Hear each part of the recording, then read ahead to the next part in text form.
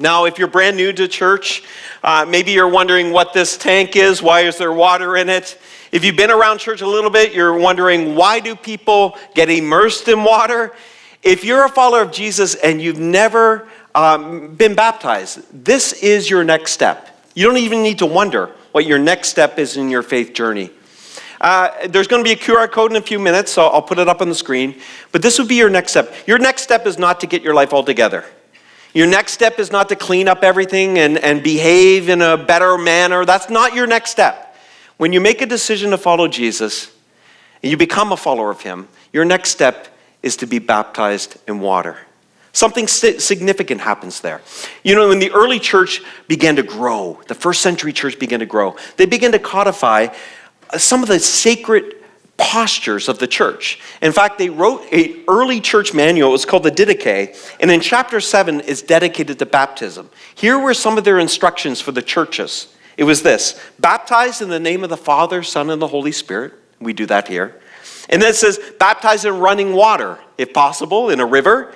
If not, make sure the water's cold.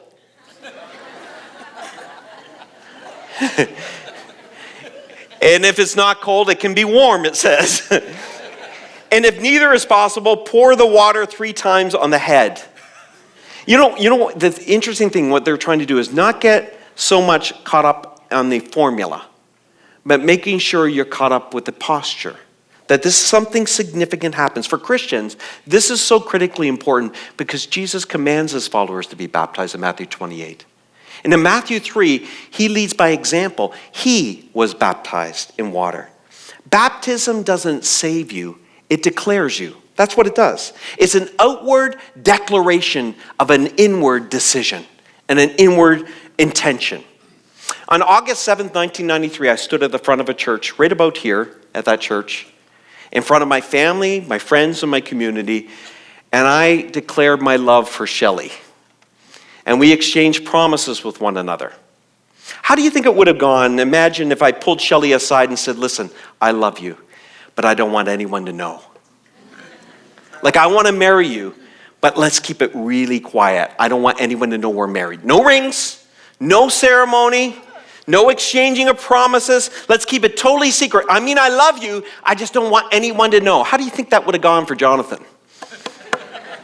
I could tell you, because Shelley has a great track record of this, she would have clearly said, listen, you get back to me when you're ready to take this public. Because love has to at some point become public.